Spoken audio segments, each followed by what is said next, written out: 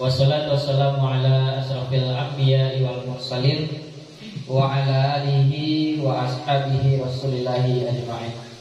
Asyhadu an la ilaha illallah wahdahu la syarikalah wa asyhadu anna Muhammadan abduhu wa rasuluh la nabiyya ba'dah. Puji syukur alhamdulillah rabbil alamin kita ucapkan kepada Allah.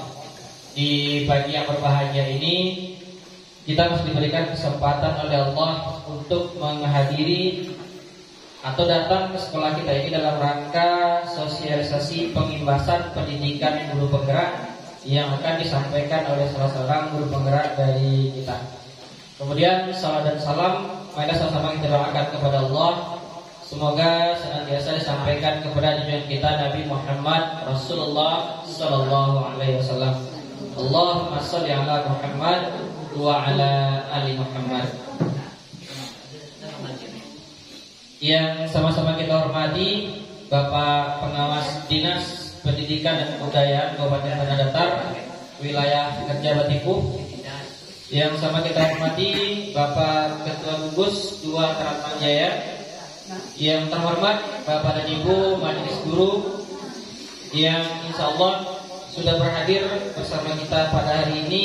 Kemudian terkhusus kepada narasumber acara kita pada kali ini, yaitu Ibu Elvi Maria SPD.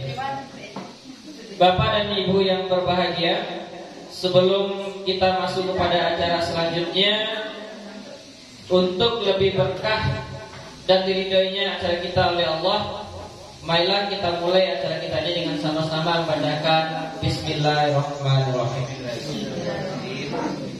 Baik yang berbahagia, selanjutnya kita dengarkan pembacaan ayat suci Al-Quran yang akan dibacakan oleh anak kita Gefra Fajar Ilham. Kepada Anda kita persilahkan.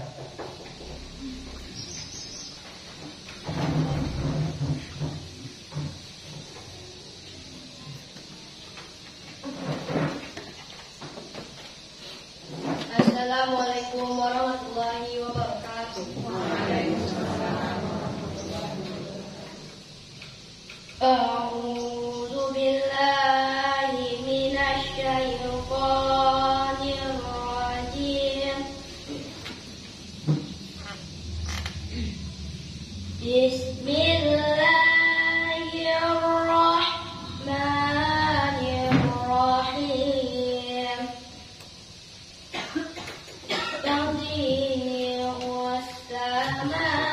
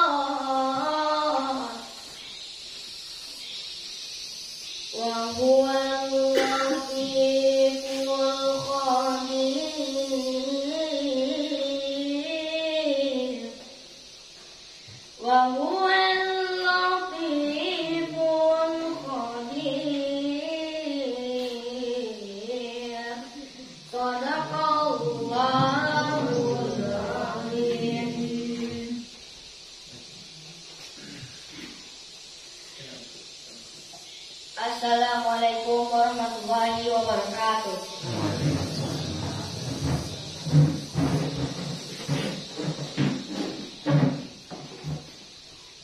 Terima kasih sama-sama kita ucapkan kepada anak kita tadi yang telah membacakan ayat Al-Quran di hadapan kita bersama. Mudah-mudahan dengan pembacaan suci Al-Quran tadi, acara yang kita adakan ini berjalan lancar dan diridhai oleh Allah Subhanahu wa taala. Amin amin ya rabbal alamin. Bapak Ibu yang berbahagia, kita lanjut kepada acara berikut. Itu penyampaian arahan dari Ketua Gugus 2 Taratan Jaya. Kepada Bapak kami persilahkan. Assalamualaikum warahmatullahi wabarakatuh. Alhamdulillahirrahmanirrahim. Allahumma sholli ala Muhammad wa ala Muhammad. Yang kita hormati Bapak Pengawas Kabupaten Tanah Datar, Wilayah Kerja Kecamatan Batipuh. Yang sama kita hormati Bapak Ibu Kepala Sekolah, yang kami banggakan Bapak Ibu Majelis Guru yang hadir pada kegiatan calon guru penggerak pada hari ini. Bersyukur kita kepada Allah Subhanahu wa taala, alhamdulillah pada pagi hari yang cerah ini Allah masih memberikan nikmat kepada kita, kesempatan, kesehatan, kekuatan sehingga kita masih bisa melaksanakan aktivitas dan masih bisa melaksanakan amanah-amanah yang dititipkan kepada kita. Mudah Bapak Ibu semuanya selalu dalam sehat, dalam lindungan Allah Subhanahu wa taala. Amin. Ya rabbal alamin. Salawat kepada Nabi Muhammad Rasulullah sallallahu alaihi wasallam. Allahumma shalli ala Muhammad wa ala Muhammad. Bapak Ibu, mungkin tidak banyak yang ingin saya sampaikan. Atas nama Gugus 2, pertama kami mengucapkan ribuan terima kasih atas kehadiran Bapak Pengawas. Ribuan terima kasih kepada Bapak Ibu Kepala Sekolah yang hadir dan kepada Bapak Ibu Majelis Guru yang hadir di kegiatan calon guru penggerak ini. Pertama yang ingin saya sampaikan tentang kegiatan yang kita lakukan ini adalah kegiatan CGP, calon guru penggerak. Berarti kegiatan yang dilakukan oleh rekan-rekan guru kita di Gugus 2 ada sebanyak 2 orang, Bu Maria dengan Bu Musnidah. Kemudian nanti setelah kegiatan diklat beliau lebih kurang 9 bulan, ya beliau akan menjadi guru penggerak. Mudah-mudahan kegiatan ini bisa memotivasi jadi Bapak Ibu semuanya, apalagi kita masih masa dinas masih lebih lama dan juga tidak tertutup kemungkinan bagi masa dinas yang di bawah 10 tahun. Karena tidak lama lagi mungkin Menteri Pendidikan kita juga akan secara nasional akan melakukan kegiatan guru penggerak ini kepada semua guru. Jadi mari kita sama-sama mendukung dan sama-sama memberikan apakah itu saran, apakah itu motivasi demi kelancaran kegiatan yang akan mendukung dunia pendidikan yang kita rasakan pada hari ini. Itu yang bisa saya sampaikan kepada Bapak Ibu semuanya. Kemudian bisa kita laksanakan kegiatan ini berkelanjutan, bukan hari ini saja. Mungkin ada program-program setelah ini. Mari kita sama-sama mendukung dari calon guru penggerak ini. Kenapa? Karena untuk proses lulusnya saja, apalagi kepala sekolah juga guru, untuk lulus prosesnya saja itu butuh perjuangan dan butuh ujian dan seleksi yang sangat ketat. Mari kita dukung bersama. Terima kasih banyak atas perhatian. Terima kasih. Alhamdulillah. Assalamualaikum warahmatullahi wabarakatuh. Terima kasih. Sama-sama kita ucapkan kepada Bapak Ketua Gugus 2 tadi yang telah menyampaikan beberapa hal di hadapan kita bersama. Selanjutnya kita dengarkan arahan dari Bapak Pengawas Dinas Pendidikan dan Kebudayaan Kabupaten Tanah Datar, Wilayah Kerja Batipuh. Kepada Bapak kami persilakan. Assalamualaikum warahmatullahi wabarakatuh. Alhamdulillahirabbil alamin. Assalatu wassalamu ala asyrofil anbiya'i wal mursalin wa ala alihi wa sahbihi ajmain. Asyhadu an la ilaha illallah wa la syarika lah wa asyhadu anna Muhammadan abduhu wa rasuluhu la nabiyya ba'dah. Amma ba'd. Yang kita hormati Ketua Gugus 2, kemudian yang terhormati Bapak-bapak, Ibu-ibu Kepala SDN Gugus 1 dan 2 ya. Ini Gugus 2 Pak. Gugus 2 ya. mengucapkan Bapak-bapak, Ibu di seluruh SDN Se-Gurusuda di Kecamatan Batipuh. Pertama sekali marilah kita mengucapkan puji dan syukur kepada Allah SWT. Alhamdulillah pada hari ini kita sama-sama dapat hadir di ruang pertemuan SDN 23 Kebahagiaan ini dalam rangka mengetahui dan memahami tentang sekolah penggerak. Mudah-mudahan dengan hadirnya kita bersama pada hari ini bertambahlah wawasan kita bahwa pendidikan itu di Indonesia selalu berkembang. Selanjutnya Bapak Ibu, salawat dan salam juga kita kirimkan untuk kewajiban kita Nabi besar Muhammad Sallallahu Alaihi Wasallam. Allahumma sholli ala Muhammad wa ali Muhammad. Hadirin yang dihormati, hari ini hari kedua di Kecamatan kita Batipuh kegiatan apa namanya berarti kegiatan CDP aksi nyata dari CDP untuk mensosialisasikan tentang sekolah penggerak. Mudah-mudahan nanti yang beliau-beliau yang jumlahnya 5 orang itu telah berbagi tugas, dan di tempat kita ini satu Ibu Musnida, yang kedua Ibu Nafi Maria dekatnya ya. Nah, kita berdoa semoga beliau yang 2 orang ini selalu dilimpahkan rahmat oleh Allah SWT sehingga terus melanjutkan program CGP-nya sampai selesai, karena pendidikannya berlangsung selama 9 bulan. Nah, setelah 9 bulan nanti barulah dia dikatakan sebagai guru penggerak. Kalau sekarang masih menyandang titel calon guru penggerak. Nah, apa tuh CGP calon guru penggerak? Yang sekarang menyampaikan aksi nyatanya, program aksi nyatanya untuk mensosialisasikan tentang sekolah penggerak. Bapak Ibu yang dihormati, guru harus bisa mengetahui kebutuhan apa setiap anaknya, setiap muridnya, apa yang dibutuhkan oleh muridnya. Makanya guru harus mempelajari betul-betul karakter murid, sikap yang dimiliki oleh murid, bakat yang dimiliki oleh murid, sehingga kesemuanya itu jelas arahnya. Guru harus membawa murid itu ke arah yang mana. Kemudian apa kata Ki Hajar Dewantara? Kita tahu sudah juga. Jika semboyan Ki Hajar Dewantara dalam perbicaraan, dalam pendidikan, yang pertama Ingaso Suntulodo, Ingmadia Manungkaso, kemudian yang ketiga Tuturi. Demikian saja Bapak Ibu, mudah-mudahan yang disampaikan ini bermanfaat bagi kita semua. Kita membuka kegiatan kita pada hari ini. Menunjukkan demikian. Mohon maaf kalau ada penyampaian yang kurang tepat, kurang pas atau menyinggung Bapak Ibu pada saat ini, aku mohon untuk dimaafkan. Terima kasih. Bila taufiq wal hidayah. Assalamualaikum warahmatullahi wabarakatuh. Waalaikumsalam warahmatullahi wabarakatuh.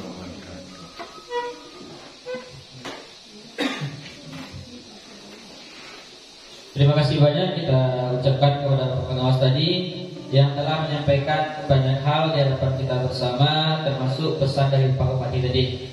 Yang apa-apa dan batang burulai, yang ibu-ibu repet dan batu kalung. Ya, Bapak dan Ibu, itu channel nggak terekam sampai ini. Itu yang paling ditekankan. Bapak dan Ibu, selanjutnya kita masuk kepada acara puncak kita, yaitu sosialisasi pengimbasan pendidikan guru penggerak yang akan disampaikan oleh Ibu Elvi Maria SPD. Kepada Ibu, waktu dan tempat kami persilahkan seluas-luasnya.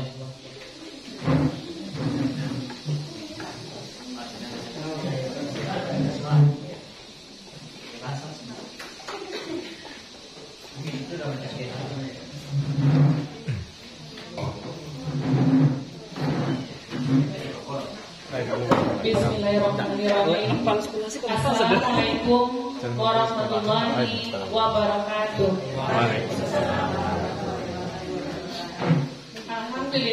Alhamdulillahillazi arsala rasulahu bil huda wa dinil haq liyuzhirahu 'ala dini kullihi walau karihal musyrikun walau karihal munafiqun. Yang sama-sama kita hormati Bapak Pengawas Kabupaten PKSD Kabupaten Tanah Datar wilayah Kecamatan Batipuh, yang sama-sama kita hormati Bapak Ketua Gugus 2 Kecamatan Batipuh, yang sama-sama kita hormati Bapak Ibu peserta sosialisasi pendidikan guru penggerak yang sedang kami laksanakan pada hari ini. Selalu pertama kali, marilah kita panjatkan setinggi puji dan sedalam rasa syukur kehadirat Allah yang telah melimpahkan rahmat dan karunia-Nya kepada kita bersama, sehingga dengan rahmat dan karunia-Nya itu kita telah diberi kesempatan untuk berkumpul di ruangan KKG pada hari ini. Kemudian selawat beserta salam tidak bosan-bosannya kita kirimkan buat pucuk pimpinan umat Islam sedunia, yakni Nabi Allah Muhammad Rasulullah SAW.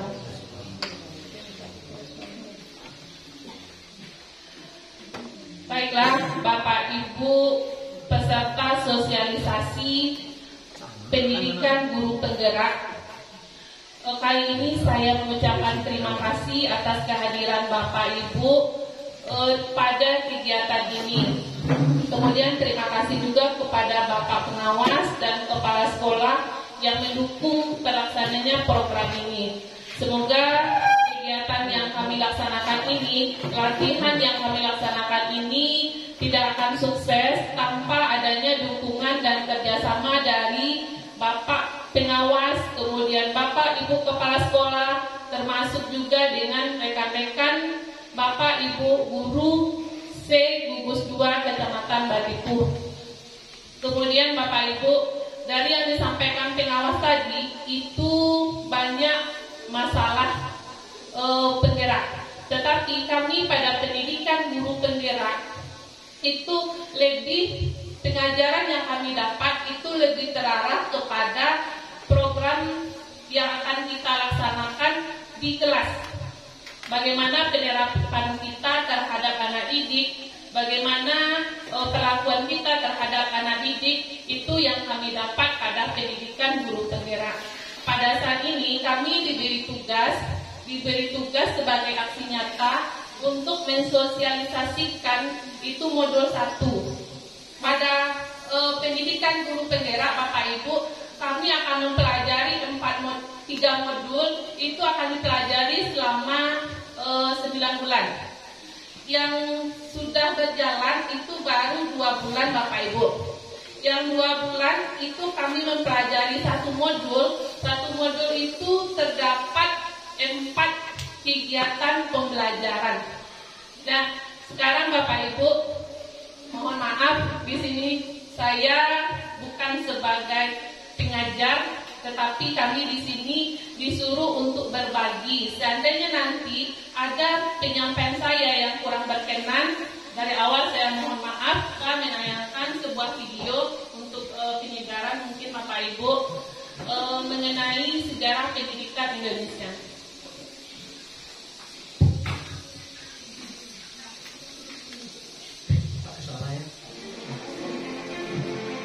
Video ini akan menggambarkan tentang pendidikan zaman kolonial, sekaligus menjadi pengantar bagi Anda untuk berefleksi kembali perjalanan pendidikan Indonesia dari zaman kolonial hingga saat ini.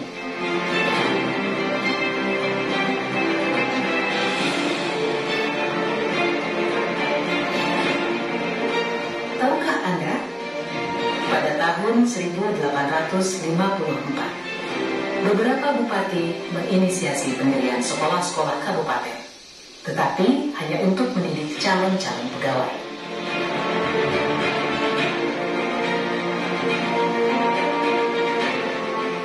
Kemudian tahun yang sama, lahirlah sekolah-sekolah Bumi Putra yang hanya mempunyai 3 kelas. Rakyat hanya diberikan pengajaran membaca, menulis, dan berhitung seperlunya, dan hanya mendidik orang-orang pembantu dalam mendukung usaha dagang mereka.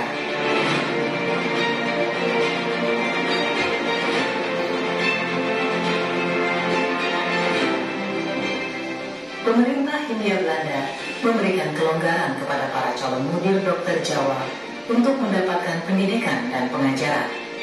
Namun, tahukah Anda mengapa?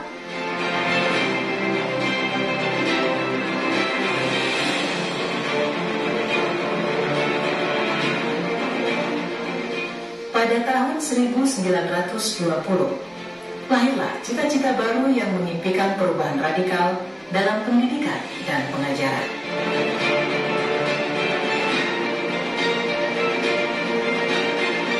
Dan pada tahun 1922, lahirlah Taman Siswa di Yogyakarta sebagai sebuah gerbang emas kemerdekaan dan kebebasan kebudayaan bangsa.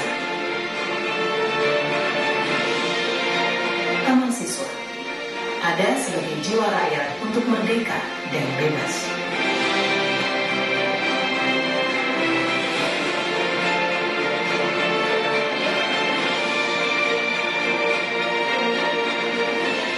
Lalu, apakah kita sudah merdeka?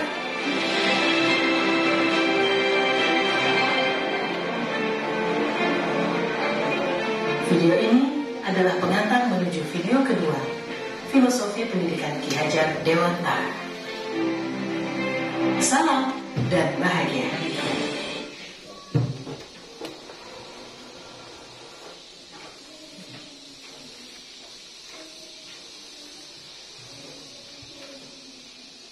Baik Bapak Ibu, itu tadi sama-sama kita tonton video tentang bagaimana sejarah pendidikan Indonesia.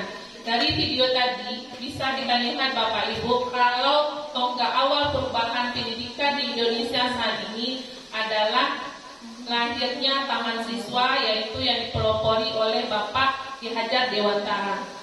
Mengenai guru penggerak ini Bapak Ibu, ini juga bercermin dari ilmu-ilmu dan teori-teori yang selama ini sudah ada, tetapi diperbaharui kembali, diulang kembali penerapannya sesuai dengan pemikiran Bapak Ki Hajar Dewantara.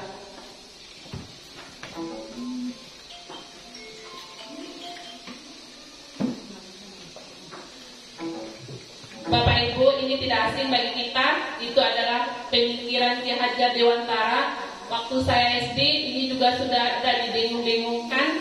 Ingarso Sung Tulodo, Ingmatio Mangunkarso, Penhuri Handayani. Di sini Bapak Ibu, kalau Ingarso Sung Tulodo ini sudah pasti kita di depan menjadi tauladan, menjadi contoh bagi anak-anak didik kita. Mau tidak mau Bapak Ibu, kita sudah ditakdirkan sebagai guru, kita harus bisa bagaimana memberikan contoh dan tauladan untuk anak-anak didik kita. Kemudian Ingmatio Mangunkarso ini adalah di tengah bagaimana kita memberi semangat supaya semangat ini Bapak Ibu baik dalam pengajaran, baik dalam kegiatan apapun, bagaimana caranya kita mampu untuk memberikan semangat kepada anak-anak didik kita. Kemudian Bapak Ibu Huri Handayani, di mana kita mendorong anak kita baik dalam pengajaran, baik dalam kegiatan apapun. Bapak Ibu, dari pemikiran Ki Hajar Dewantara tentang semboyannya yang 3 tadi, itu hanya sebagian kecil yang kita dengar selama ini. Ternyata setelah kami pelajari, banyak lagi dari pemikiran Ki Hajar Dewantara atau filosofi pemikiran Ki Hajar Dewantara yang diperbaharui kembali untuk pelaksanaannya ke depan. Di sini Bapak Ibu ada pengertian pendidikan dan pengajaran menurut Ki Hajar dewantara. Di sini berbeda Bapak Ibu. Pendidikan di sini adalah bagaimana caranya kita memberi tuntunan. Menuntun di sini Bapak Ibu, bagaimana caranya kita memberi tuntunan terhadap segala kekuatan kodrat yang dimiliki anak agar ia mampu mencapai keselamatan dan kebahagiaan yang setinggi-tingginya, baik sebagai seorang manusia maupun sebagai anggota masyarakat. Bapak Ibu, dari pengertian pendidikan ini, di sini peran kita sebagai pendidik ini adalah bagaimana caranya kita menuntun anak didik kita sesuai kodratnya. Yang dari yang kami pelajari Bapak Ibu, ini bukan dari teori yang telah kami pelajari. Anak yang baru lahir itu sudah memiliki goresan. Goresan itu ada dua, ada goresan baik dan ada goresan buruk. Dari pengertian pendidikan ini Bapak Ibu, ini tugas kita sebagai pendidik, bagaimana caranya menuntun supaya goresan baik ini supaya menjadi jelas. Berarti tidak ada istilahnya Bapak Ibu anak kita yang masuk SD itu yang bodoh. Tidak ada istilah anak kita yang tidak mampu. Nah, di sini peran kita sebagai pendidik, bagaimana caranya kita menuntun supaya goresan baik yang ada pada anak lebih terlihat dan goresan buruk yang ada pada anak itu menjadi pudar atau tidak terlihat. Bapak Ibu, mungkin selama ini saya sendiri ini mungkin kurang terlaksana bagi kita. Setelah pendidikan ini atau kedepannya, semoga kita bisa bagaimana menciptakan menuntun anak sesuai dengan kodratnya. Jadi kita tidak ada memisah-misah siswa yang bodoh dan siswa yang tidak pandai. Kemudian Bapak Ibu, di sini pada pengertian pendidikan ini dan pada saat menuntun itu pendidik diberi kebebasan sebagai pamong. Berarti kita sekarang Bapak Ibu dalam istilah penggerak, kita sebagai pamong. Sebagai pamong itu adalah bagaimana cara kita menuntun anak, mengarahkan anak agar anak dapat mencapai kemerdekaan belajar. Ini seperti yang dibicarakan Bapak Kepala Sekolah, Bapak Pengawas tadi, kalau kita menghamba kepada anak, itu istilahnya sama dengan bagaimana kita memerdekakan anak di dalam belajar. Itu Bapak Ibu. Sedangkan untuk menuntun tadi, kita harus juga mempertimbangkan kodrat yang ada pada anak. Nanti akan kita bahas kodrat apa yang dimiliki oleh anak kita. Sekarang Bapak Ibu, pengajaran begitu juga menurut Ki Hajar Dewantara itu adalah proses pendidikan. Jadi yang pengajaran tidak sama dengan pendidikan. Kalau pengajaran adalah proses pendidikan dalam memberi ilmu yang berfaedah untuk kecakapan hidup anak secara lahir dan batin. Itu Bapak Ibu yang kami pelajari pada pendidikan guru penggerak. Jadi Bapak Ibu, dalam proses pendidikan kita tidak terlepas dari kodrat anak tadi, ada dua, yaitu kodrat alam dan kodrat zaman. Dalam proses pendidikan kita tidak boleh lepas dari dua ini Bapak Ibu, yaitu kodrat alam dan kodrat zaman. Yang kodrat alam itu adalah bagaimana kita sebagai pamong itu mampu nantinya untuk memerdekakan anak dalam belajar agar terarah dan tidak hilang kendali. Ini Bapak Ibu, ini kodrat alam. Jadi pembelajaran yang kita laksanakan yang intinya harus kita sesuaikan dengan alam lingkungan kita masing-masing. Ini sesuai dengan kurikulum prototipe yang akan muncul. Ini kita mengarah ke sana mungkin Bapak Ibu. Itu adalah kurikulum yang berada di daerah kita belum tentu sama dengan kurikulum yang berada di daerah lain. Karena di sini kita berlandaskan kepada kodrat alam. Kemudian Bapak Ibu, kodrat zaman, di sini bagaimana cara kita menuntun anak agar tidak ketinggalan zaman. Berarti dalam pembelajaran kita juga harus mengarahkan pembelajaran sesuai dengan abad 21 atau yang sekarang serba digital. Jadi Bapak Ibu, HP, Android atau sebagainya atau komputer itu sekarang kita SD sudah mulai diarahkan ke sana. Dari kelas 1 pun kita di sekolah-sekolah yang daerah perkotaan itu sudah ada pembelajaran daring, itu sudah menyesuaikan dengan kodrat zaman. Ini Bapak Ibu pada kodrat zaman supaya bagaimana cara mengontrol anak didik kita supaya tidak ada pengaruh negatif. Sebenarnya ini sudah dicetuskan juga oleh Menteri Pendidikan, itu adanya akun belajar. Kalau anak kita memakai akun belajar Bapak Ibu, itu tidak ada yang bersifat negatif, itu tidak akan bisa mereka lihat. Makanya setiap siswa, setiap guru itu diwajibkan untuk mengaktifkan akun belajar. Ayo depan Bapak Ibu. Alangkah baiknya kalau kita, anak-anak kita berikan akun belajar. Kalau mereka punya HP, suruh akun Google-nya memakai akun belajar. Kalau mereka sudah memakai akun belajar yang berada pada dapodik, otomatis semua yang bersifat negatif, yang pengaruh negatif tidak akan lagi mereka lihat. Ini Bapak Ibu, tidak ada keabadian dalam hidup manusia dan lingkungannya. Pengaruh alam dan zaman adalah kodrat yang tidak bisa dihindari oleh manusia. Anak adalah sebuah kehidupan yang akan tumbuh menurut kodratnya sendiri, yaitu kekuatan hidup lahir dan batin mereka. Dan dengan demikian pendidikan itu bersifat hakiki bagi manusia sepanjang peradaban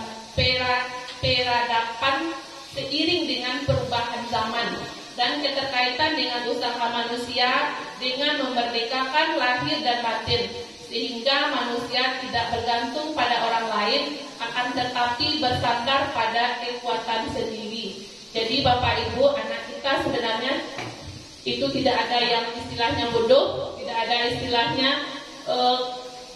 tidak pandai. Nah, nanti akan kita lanjut, ada materi selanjutnya. Ini Bapak Ibu, ini masih dari filosofi pemikiran Ki Hajar Dewantara. Guru adalah teladan di tengah masyarakat. Ini dituntun Bapak Ibu, walaupun mau tidak mau, kalau kita sudah mengemban jabatan guru, berarti kita adalah teladan di tengah masyarakat. Segala sesuatu pasti akan menjadi contoh di tengah-tengah masyarakat. Ini yang dikuatkan pada kami guru penggerak juga Bapak Ibu. Kemudian menurut Ki Hajar Dewantara juga, guru itu ibarat tukang kebun. Tukang kebun yang merawat tumbuhnya nilai-nilai kebaikan di dalam diri murid-murid.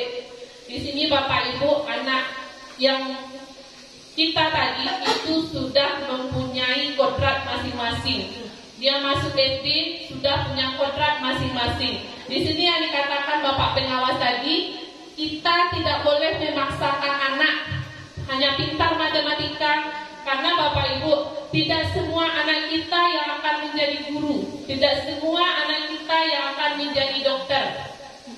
Berarti mereka baru lahir itu sudah mempunyai kodrat masing-masing, sudah mempunyai kekuatan masing-masing. Di sini Bapak Ibu, kita sebagai guru itu diibaratkan sebagai petani. Di sini dalam gambar bisa kita lihat Bapak Ibu ada dua jenis tanaman, tanaman padi dan tanaman jagung. Dari dua tanaman ini walaupun pemilihan bibit padi dengan bibit unggul Bibit unggul berarti Bapak Ibu seandainya anak didik kita berasal dari orang tuanya orang yang kaya, orang yang pintar, berarti kan orang menyebutnya bibit unggul.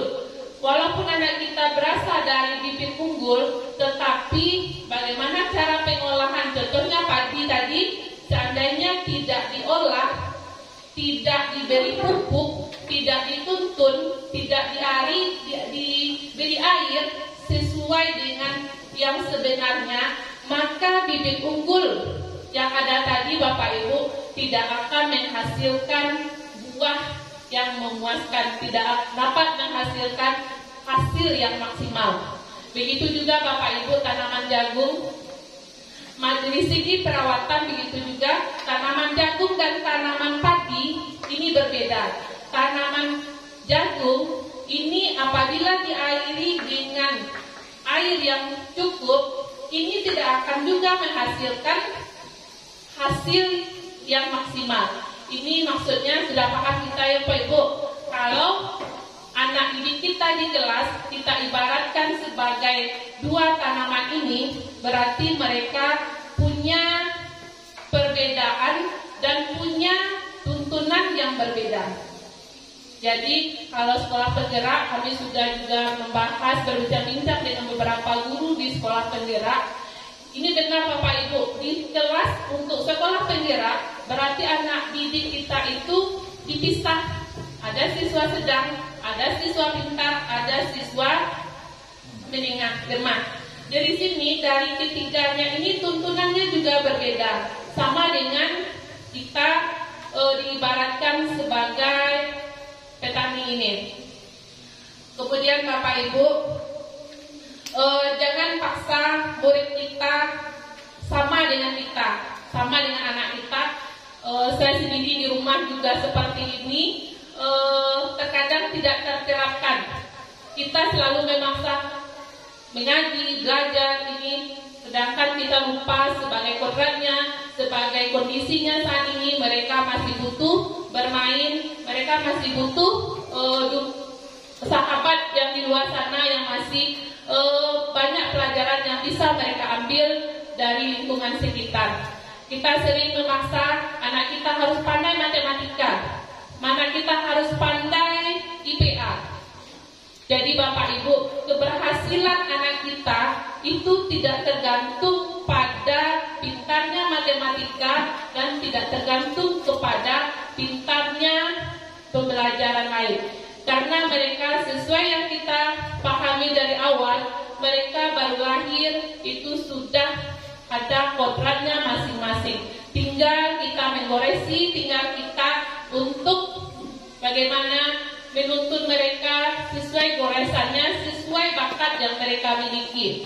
Di dalam kelas kita lihat itu mereka beragam ya Bapak Ibu. Termasuk saya di kelas 6, terutama kelas 6, kita harus dituntut lulus, dituntut ini. Selama ini banyak kesalahan yang kita lakukan, kita paksa dia menghafal SKL, kita hafal dia harus pandai. Tetapi saya dengar untuk sekolah penggerak itu tidak ada lagi KKM, tidak ada lagi KKM yang memaksa mereka harus lulus dengan nilai sekian, harus naik dengan nilai sekian. Dan Bapak Ibu,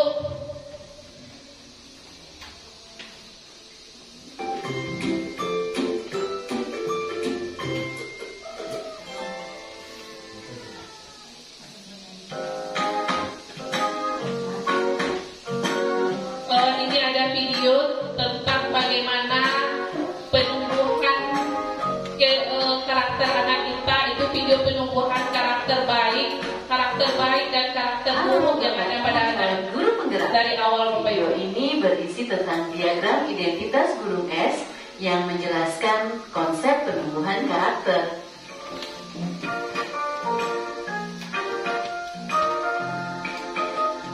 Fenomena gunung es di lautan dapat menggambarkan bahwa apa yang terlihat di permukaan tidak dapat menunjukkan sebesar apa yang tersembunyi di bawah permukaan laut. Gunung es mengajarkan bahwa kita tidak cukup hanya mempertimbangkan sesuatu dari apa yang terlihat di permukaan saja.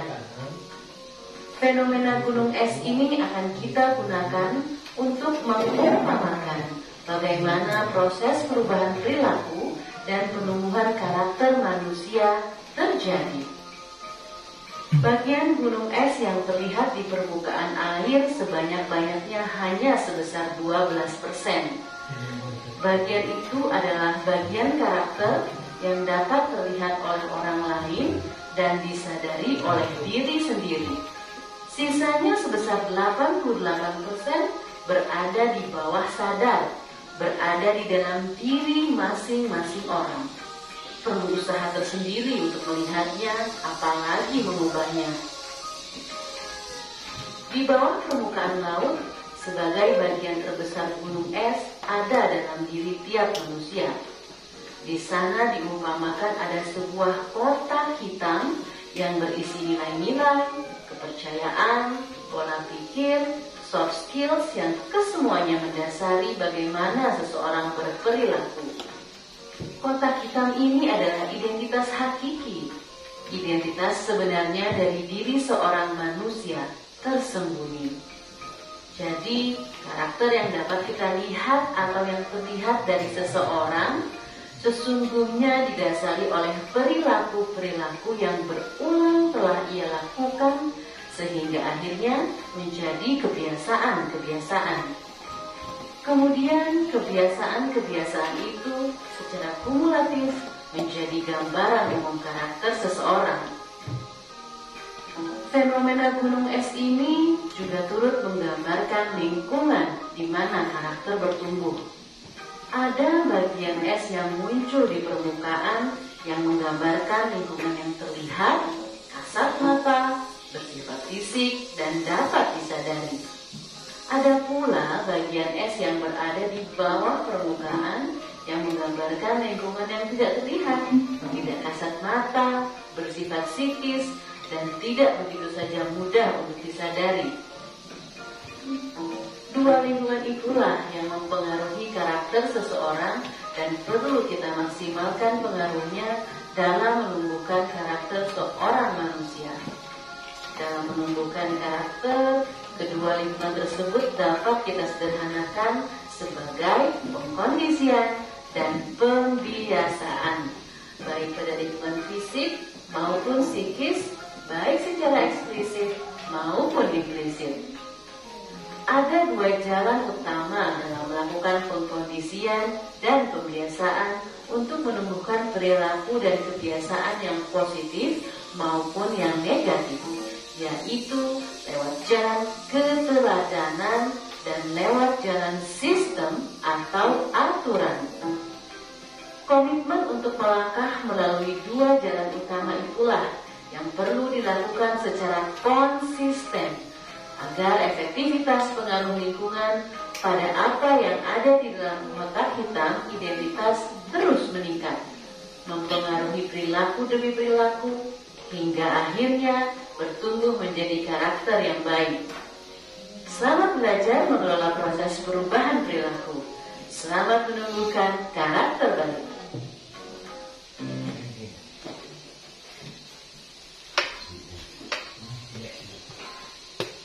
Baik Bapak Ibu, dari video tadi bisa kita simpulkan untuk yang dikatakan karakter itu adalah perilaku yang dilakukan secara terbiasa dan berulang-ulang sehingga menjadi kebiasaan.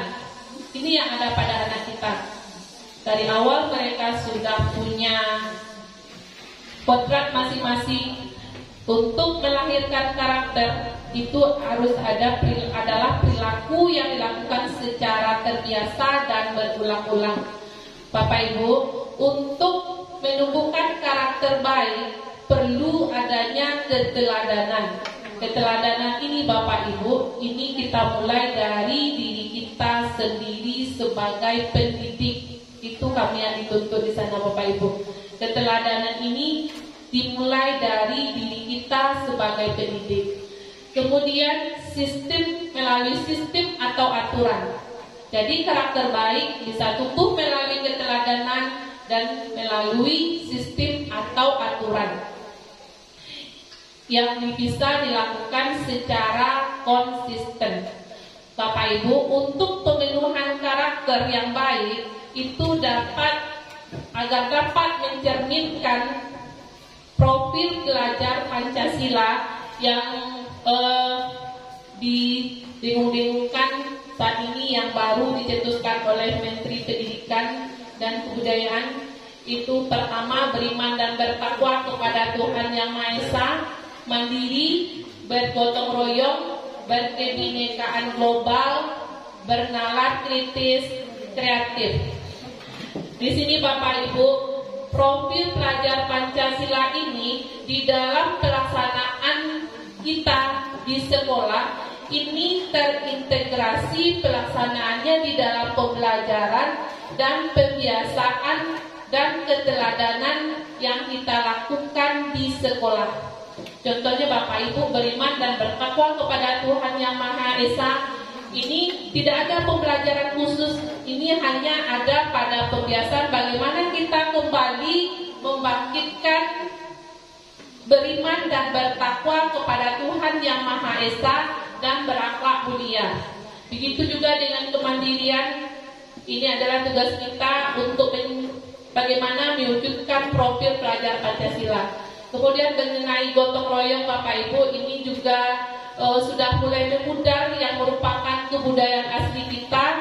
Ini kembali kita dianjurkan untuk mewujudkan pada peserta didik kita agar terbiasa pelaksanaannya, di kehidupannya ada rasa bergotong royong.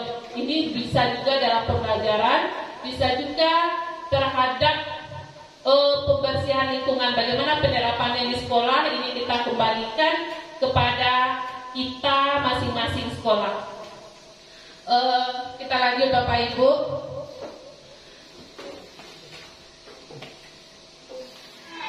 Ini contoh Bapak Ibu, di sini pada program pendidikan guru penggerak, calon guru penggerak ini, kami setiap habis modul atau setiap bulan kami melaporkan aksi nyata atau perubahan apa yang dilakukan di kelas, yang mengarah kepada profil pelajar Pancasila. Kebetulan ini saya laksanakan sholat duha secara berjamaah yang sebelumnya tidak ada kami laksanakan. Kemudian Bapak Ibu, ini adalah bersalaman. Pada saat pandemi kita kemarin ini dilarang bersalaman. Untuk menumbuhkan karakter anak kita, kebetulan kami bersalaman hanya dengan menggunakan tinju. Kemudian bergotong royong Bapak Ibu, pembiasaan bergotong royong ini saya ambil contoh di lapangan. Ada lagi bergotong royong ini kan bisa juga kita laksanakan di dalam pembelajaran. Kemudian yang pelaksanaan untuk meningkatkan profil pelajar Pancasila, yang pertama beriman dan bertakwa. Ini bisa, contohnya ini baru yang kami lakukan Bapak Ibu. Kami juga tidak dituntut, tidak berat guru penggerak itu, tidak dituntut untuk melaksanakan seluruhnya. Dituntut melaksanakan mana yang mampu dan mana yang bisa. Jadi mungkin tahun depan Bapak Ibu, teman-teman kita di Gus 2 semoga saja seluruhnya di angkatan 7 sekarang tidak ada untuk tanah datar ini. Untuk semoga angkatan 8, 9 semoga ada tanah datar dan kita gugus 2 bisa masuk semuanya yang memenuhi syarat untuk pendidikan calon guru penggerak. Jamnya banyak Bapak Ibu, 300 JP ini, 300 JP barat ke kredit ke Bapak Ibu. Ya sanang lah Bapak Ibu. Baik Bapak Ibu, untuk mengelola perubahan yang positif, untuk menciptakan perubahan yang positif di lingkungan sekolah, itu kita butuh visi. Sekolah butuh visi. Visi ini ibaratkan Bapak Ibu, kita sebagai pelari itu bagaimana kita menyusun start, kemudian bagaimana caranya untuk mencapai finish. Pada pendidikan calon guru penggerak, kami dilatih bagaimana kita sebagai guru itu itu mempunyai visi. Visi itu bukan hanya di sekolah, tetapi kita sebagai guru juga harus mempunyai visi untuk kelas, untuk siswa kita masing-masing. Untuk penerapan bagaimana cara langkah-langkah untuk membuat visi yang benar pada kegiatan sekolah pendidikan guru penggerak itu dilakukan dengan pendekatan inquiry apresiatif yang disingkat dengan IA, Bapak Ibu. Dengan pendekatan IA dengan tahapan yang namanya bagja. Bapak Ibu, di sini ada tulisan buat pertanyaan, ambil pelajaran, gali mimpi, jabarkan rencana, atur eksekusi. Ini Bapak Ibu buat pertanyaan, B-nya itu kalau awalnya kita untuk pendekatannya ini namanya bagja. Kami di sini dilatih bagaimana cara menyusun visi untuk guru masing-masing. Buat pertanyaan berarti di sini bagaimana kita merumuskan pertanyaan yang terkait perubahan apa yang akan kita lakukan di kelas kita masing-masing. Begitu juga dengan di sekolah, perubahan apa yang akan kita lakukan di sekolah. Di sini kita buat beberapa pertanyaan, kemudian ambil pelajaran. Berarti bagaimana cara kita mengumpulkan pengalaman, mengumpulkan hal-hal positif yang ada di sekolah untuk bisa kita jadikan visi di sekolah kita masing-masing. Kemudian gali mimpi. Bapak Ibu, semua kita punya mimpi. Begitu juga dengan visi, bagaimana caranya kita menyusun narasi tentang kondisi ideal yang kita impikan, yang kita harapkan. Di sini bermimpi sama saya, kita punya cita-cita, bagaimana caranya kita menanamkan anak kita supaya mencapai cita-citanya. Berarti kita sebagai guru juga mempunyai mimpi atau gali mimpi. Kemudian jabarkan rencana. Dari mimpi tadi kita jabarkan rencana untuk pelaksanaan di sekolah. Baru terakhir atur eksekusi.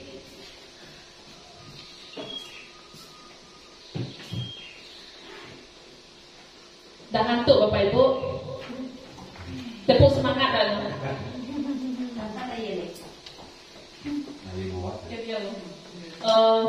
sebentar lagi Bapak Ibu.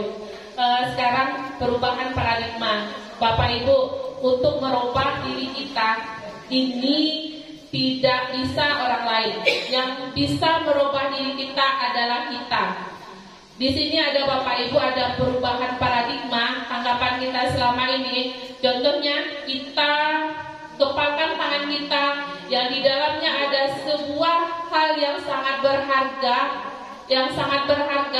Seandainya orang lain ingin mengambil barang yang berharga pada kita, pasti kita dikembalikan kepada kita. Kalau kita lepas, berarti barang yang berharga tadi akan diambil orang lain. Begitu juga Bapak Ibu, anak-anak didik kita, bagaimana caranya perubahan yang terjadi pada sikapnya tadi ini kembali kepada pribadi mereka masing-masing, termasuk kita. Bagaimana yang merespon, mau atau tidak maunya mereka ingin berubah, itu kembali kepada diri mereka masing-masing. Karena di dalam dirinya sudah ada karakter yang sudah ada sejak lahir. Bapak Ibu,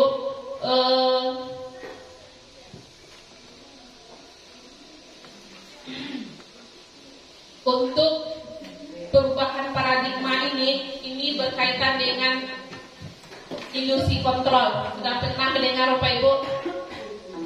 Ada paradigma teori kontrol, kemudian ilusi kontrol. Yang ilusi ini Bapak Ibu, ini yang sering kita lakukan selama ini.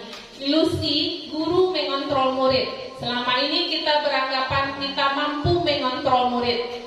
Selama ini kita beranggapan bahwa kritik dan membuat orang merasa bersalah dapat menguatkan karakter. Berarti kita memaksa, kita bisa merubah karakter orang lain. Ini tangkapan kita selama ini. Termasuk saya sendiri Bapak Ibu, ini tangkapan saya juga. Ilusi bahwa semua penguatan positif, efektif, dan bermanfaat. Kemudian ilusi bahwa orang dewasa memiliki hak untuk memaksa. Jadi yang ini Bapak Ibu, menurut Ki Hajar Dewantara, ini adalah hal yang salah kita lakukan. Ini makanya yang disebut dengan ilusi. Yang benarnya Bapak Ibu itu pada teori kontrol. Pada teori kontrol itu kita berusaha memahami pandangan orang lain tentang dunia. Berarti kita sebagai guru berusaha memahami anak didik kita, bagaimana mereka untuk mencapai kebahagiaan yang setinggi-tingginya tadi Bapak Ibu. Jadi itu makanya ada istilah menghamba pada murid. Berarti kita yang harus berusaha memahami mereka.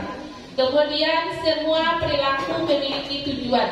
Kalau pada stimulus respon yang selama ini kita lakukan, perilaku buruk dilihat sebagai suatu kesalahan.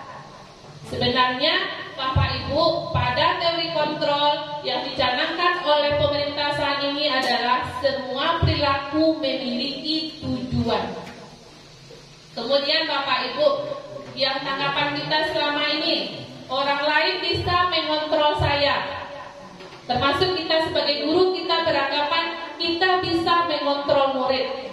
Pada teori kontrol yang sebenarnya hanya Anda yang bisa mengontrol diri Anda. Hanya Anda yang bisa mengontrol diri Anda, karena ada kotak hitam, 3 kotak hitam yang ada di diri kita yang sejak awal sudah dikodratkan oleh Allah. Kemudian Bapak Ibu, ini kesalahan-kesalahan kita selama ini tidak saya lanjutkan. Sudah Pak?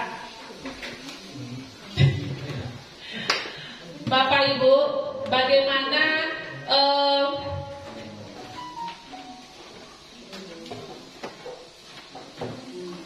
untuk mengontrol diri kita?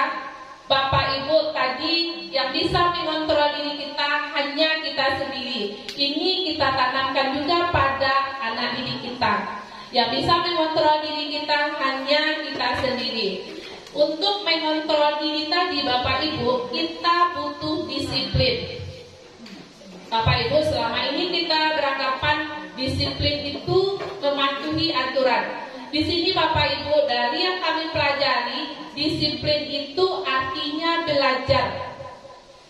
Bagaimana nanti disiplin itu bisa membuat orang bisa menggali potensi yang dimilikinya. Di sini Bapak Ibu, makna kata disiplin telah berubah menjadi suatu yang dilakukan seseorang pada orang lain untuk mendapatkan kepatuhan. Kemudian kecenderungan umum adalah menghubungkan kata disiplin dengan ketidaknyamanan, bukan dengan apa yang kita hargai atau pencapaian suatu tujuan mulia.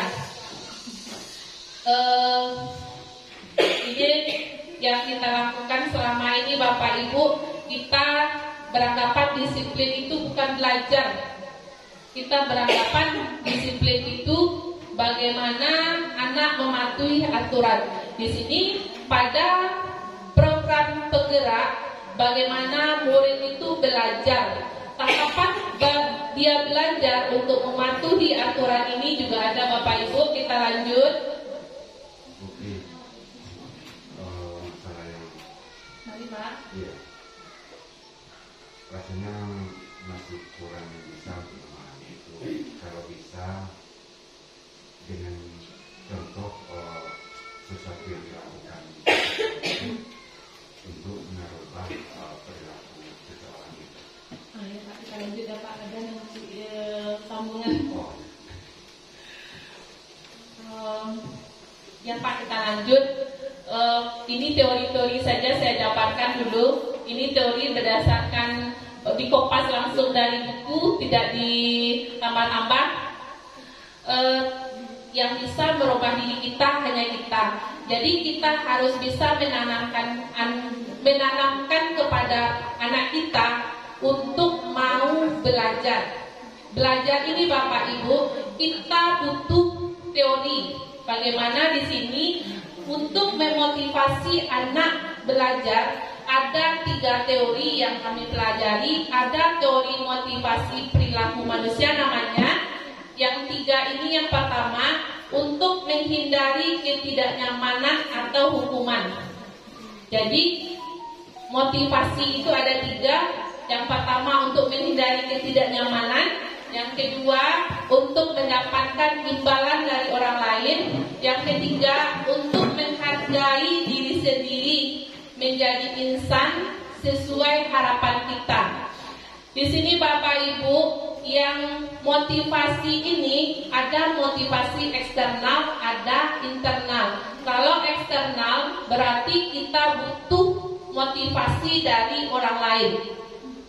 Di sini anak kita, kenapa dia mau belajar? Karena dia menghindari ketidaknyamanan, karena dia menghindari hukuman. Berarti dia masih motivasi eksternal. Ini tidak akan berhasil Bapak Ibu. Yang berhasil ini adalah poin yang ketiga. Bagaimana anak itu mampu memotivasi dirinya sendiri. Yang di sini tujuannya untuk menghargai diri sendiri, menjadi insan yang sesuai dengan harapan kita. Motivasi internal itu adalah tujuan akhir dari disiplin positif. Bapak Ibu, untuk menciptakan lingkungan yang positif di sekolah atau di kelas yang paling kecil, ini ada beberapa teori. Itu adalah yang pertama, ada namanya peraturan kelas. Di dalam peraturan kelas ini nanti akan lahir keyakinan kelas. Dengan adanya keyakinan kelas akan tercipta lingkungan yang positif. Dengan adanya lingkungan positif, maka akan lahirlah budaya positif yang sulit berubah, yang sudah tertanam pada anak kita. Bapak Ibu, untuk peraturan kelas pada program guru penggerak, ini peraturan dibuat bersama dengan siswa. Peraturan kita buat bersama dengan siswa, kemudian kita sepakati dan pilih, nanti lahirlah namanya keyakinan kelas. Berarti sebelum pembelajaran pada program guru penggerak yang kami terima, kita membuat dulu namanya keyakinan kelas. Berarti bagaimana menyadarkan, memotivasi anak kita untuk bisa memotivasi dirinya agar mematuhi keyakinan kelas. Karena di sini Bapak Ibu, dari keyakinan kelas ini lahir dari peraturan kelas yang disepakati secara bersama.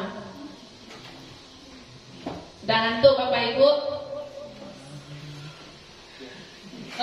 di sini Bapak Ibu, keyakinan kelas ada hukuman, kemudian penghargaan. Ini contoh mengapa tidak peraturan saja, mengapa harus keyakinan kelas. Mengapa kita memiliki peraturan harus menggunakan helm untuk mengendarai kendaraan roda 2. Kalau alasan kita karena takut polisi, karena takut kena tilang, itu masih motivasi eksternal. Kalau keyakinan kita memakai helm, itu karena untuk menjaga kesehatan kita, itu baru motivasi internal. Begitu juga Bapak Ibu memakai masker, sama. Kemudian untuk mendukung motivasi intrinsik, kembali kita ke nilai atau keyakinan-keyakinan yang kita tetapkan dari awal. Dalam pembelajaran tadi saya contohkan Bapak Ibu, sebelum pembelajaran awal tahun kita buat keyakinan bersama anak-anak didik kita untuk memotivasi anak didik kita, maka kita kembalikan dia ke nilai-nilai atau keyakinan-keyakinan yang lebih menggerakkan seseorang dibanding mengikuti serangkaian peraturan-peraturan. Istilahnya mungkin Bapak Ibu, kata tidak, kata dilarang itu sebenarnya sekarang dianjurkan mulai dikurangi. Selanjutnya Bapak Ibu, ini contoh kesepakatan atau keyakinan kelas.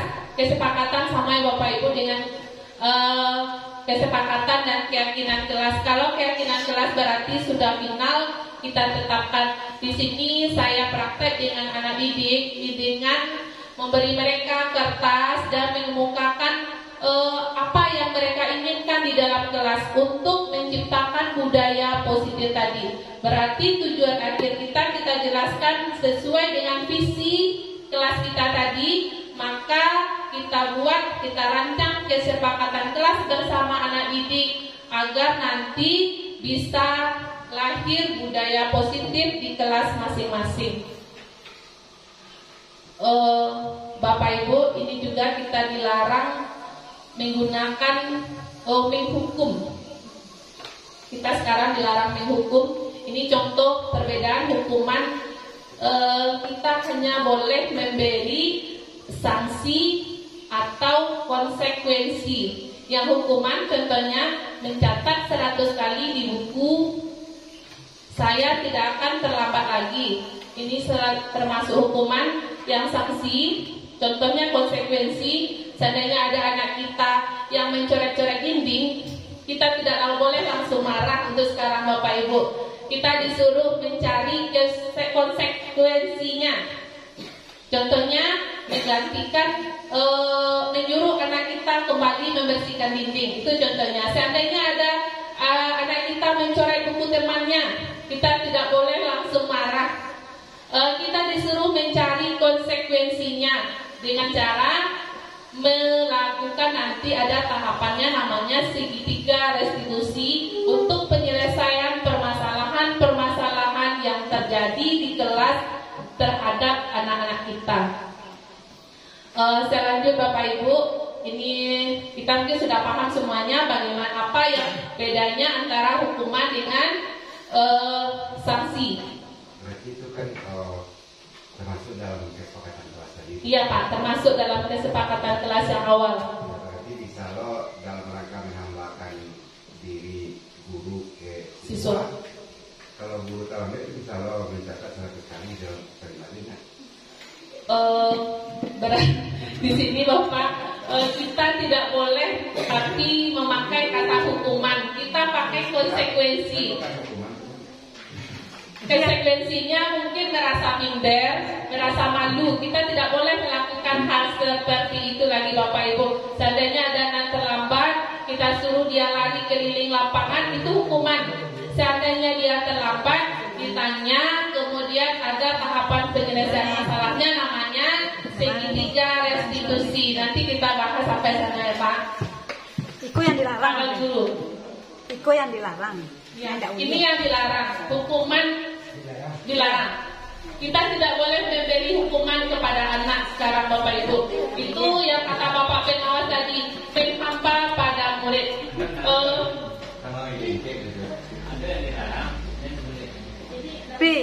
Mungkin itu kalau yang ditampilkan Ibu Elvi Mariako merupakan tindakan yang tidak boleh dilakukan, nanti ada solusinya dengan melakukan segitiga restitusi. Itu tambahannya. Ya, itu tambahan dari Ibu Ninda. Nah, ada yang menggantikan tugas teman yang telah dijelek itu sama. Orang dilarang, kan yang biasa dilarang. Itu yang awal laksanakan. Biasanya kan ini tindakan guru yang biasa kita lakukan Pak. Sekarang kita berusaha penyelesaiannya dengan mencarikan konsekuensi yang merasa anak ini tidak merasa bersalah, tidak disalahkan, menyadari, disalahkan. bisa memunculkan tadi motivasi internalnya tadi Bapak Ibu. Di sini peran kita sebenarnya bagaimana kita memunculkan motivasi internal pada masing-masing anak didik kita. Ini juga tugas berat kami. Saya Bapak Ibu di rumah aja susah ya Bapak Ibu untuk kalau memang laki-laki itu nggak bisa. Bapak yang karakter di kotak hitam yang tidak berubah, yang tidak bisa dirubah, ada beberapa bagian. Ini tidak ada dalam yang saya Bapak. Itu rasa malu, ini tidak bisa dirubah, tetapi bisa dikurangi. Kalau anak yang rasa malu, kemudian kalau rasa malu itu tidak bisa dirubah. Jangan kita paksa anak kita yang pemalu untuk tampil ke kelas. Setiap kita rasanya ingin menyuruh yang lain datang maju ke kelas, dia selalu kita suruh. Itu sama dengan kita membunuh karakter yang ada pada diri dia. Karena pemalu itu adalah karakter yang tidak bisa dirubah sebenarnya Bapak Ibu. Ada karakter yang bisa dirubah, ada yang tidak bisa dirubah. Tak bisa dihilangkan, tapi bisa dikurangi Pak. Kita lanjut ya Pak. Apa perbedaan hukum dan sanksi ini? Yang ini Pak, hukum sesuatu yang menyakitkan harus terjadi. Sedangkan kalau sanksi atau konsekuensi, sesuatu harus terjadi. Membuat anak sakit. Kalau yang hukuman pasti membuat anak sakit, fisik maupun hati untuk jangka waktu lama. Kalau dengan kita menggunakan konsekuensi, itu nanti bisa membuat anak merasa tidak nyaman dalam jangka waktu yang pendek. Kalau sama Bapak Ibu, saya sendiri waktu SD pernah dibilang otak badan. Sampai ini tak ada Bapak Ibu. Itu namanya termasuk hukuman. Seandainya dengan menggunakan konsekuensi, mungkin tidak akan teringat sampai sekarang. Pada pendidikan guru penggerak, kami juga disuruh Bapak Ibu menceritakan pengalaman yang masih teringat sampai saat ini semasa SD. Itu disuruh di sana. Pengalaman yang masih teringat. Begitulah kalau kita memberikan hukuman yang sifatnya hukuman, berarti waktunya untuk teringat itu lama Bapak Ibu. Tentang boleh nggak ditukar hukuman itu dengan hukuman yang mendidik? Ini yang kami pelajari itu tidak ada lagi yang hukuman, yang ada istilahnya sanksi atau konsekuensi. Bagaimana kita mencarikan konsekuensi yang sifatnya ini Bapak Ibu, yang ini ciri-cirinya yang boleh kita laksanakan sekarang. Yang poin sampai ke bawah, kehilangan hak, dibuat tidak nyaman untuk diasingkan sementara. Ini ciri-ciri yang boleh. Kalau hukuman ini sifatnya yang tidak lagi boleh dilakukan di sekolah. Hukuman yang mendidik itu yang namanya. Iya, hukuman yang mendidik itulah yang sekarang dinamakan konsekuensi. Yang istilahnya aja Pak Bu mungkin yang berbeda atau pelaksanaannya juga pasti berbeda. Bapak Ibu sedikit lagi. Ini Bapak Ibu, kenapa kita tidak boleh memakai istilah hukuman? Karena masing-masing anak didik kita itu mempunyai 5 kebutuhan dasar yang harus kita penuhi. 5 kebutuhan dasar yang harus kita penuhi. Yang di sini Bapak Ibu, yang pertama survival. Survival ini adalah kebutuhan untuk bertahan hidup. Contohnya anak makan, minum, itu bertahan hidup. Kemudian anak kita butuh cinta kasih. kemudian butuh penguasaan, butuh kesenangan, butuh kebebasan. Ini yang kita ciptakan sekarang. Yuk berada Bapak Ibu.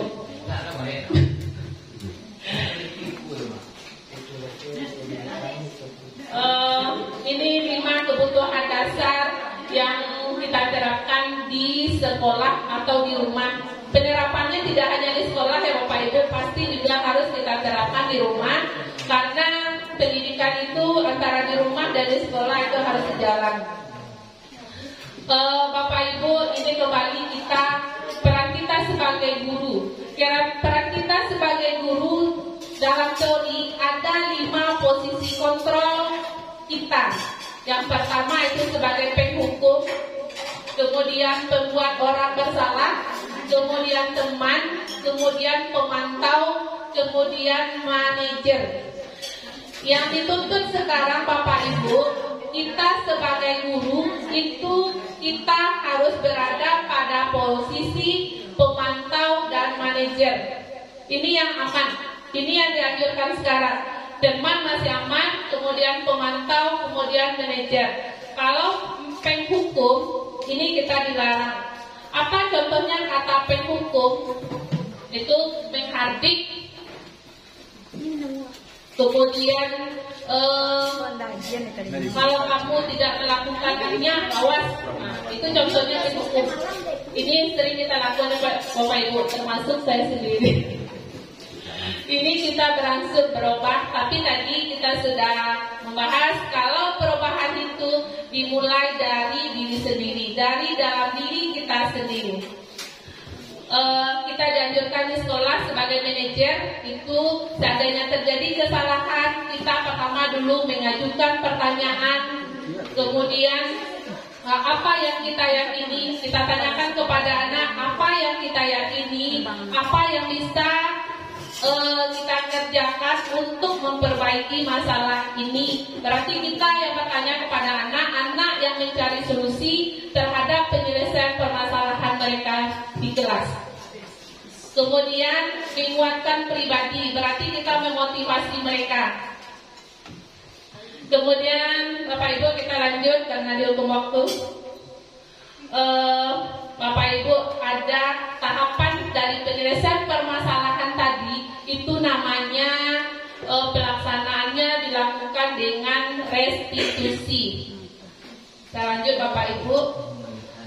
Ada segitiga restitusi yang baru sekarang dicanangkan. Itu yang pertama, tahapannya pertama itu validasi tindakan yang salah. Berarti kita menanyakan kepada anak bagaimana kejadiannya, bagaimana permasalahannya. Kemudian kita menstabilkan identitas, kita stabilkan keadaan anak. Kalau dia sedang bertengkar, bagaimana kita munculnya bagi diri mereka masing-masing Bapak Ibu, penyelesaian juga dari mereka masing-masing. Kemudian menanyakan keyakinan. Ini tahapan segitiga restitusi. Kami kemarin juga sudah mensimulasikan bagaimana cara pelaksanaan segitiga restitusi pada anak kita. Memang berat Bapak Ibu, tapi beransur, semoga bisa terlaksana dan terbiasa. Tidak ada kata-kata yang menghukum lagi, tidak ada kata-kata yang bisa mematikan karakter baik pada anak. Ini penjelasan yang tadi Bapak Ibu. Sekian Bapak Ibu penjelasan dari saya.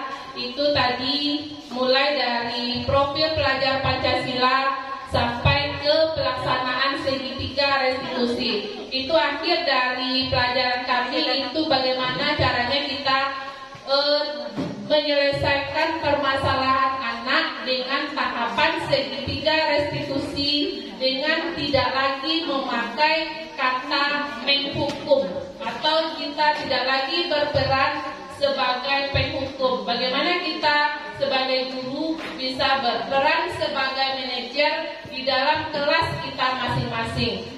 Itu Bapak Ibu. Semua yang disampaikan tadi sudah bisa dilakukan oleh guru sekarang. Kemudian jangan nanti kalau tanya awak kan tuh guru penggerak ya Pak, jangan begitu.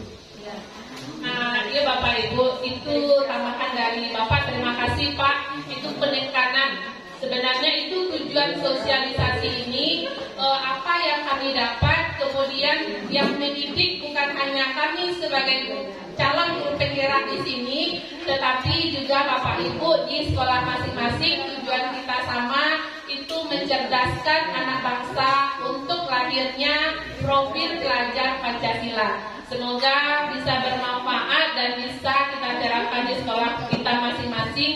Awalnya memang berat Bapak Ibu, saya bersama Ibu Nida juga sering bisakah dilakukan segitiga restitusi dengan permasalahan ini. Sering kami berkomunikasi untuk permasalahan, untuk yang kami pelajari. Bapak Ibu, seandainya ada kesalahan dari sekian penyampaian saya yang tidak berkenan, saya mohon maaf. Semoga saya harapkan bisa bermanfaat dan bisa diterapkan di sekolah masing-masing.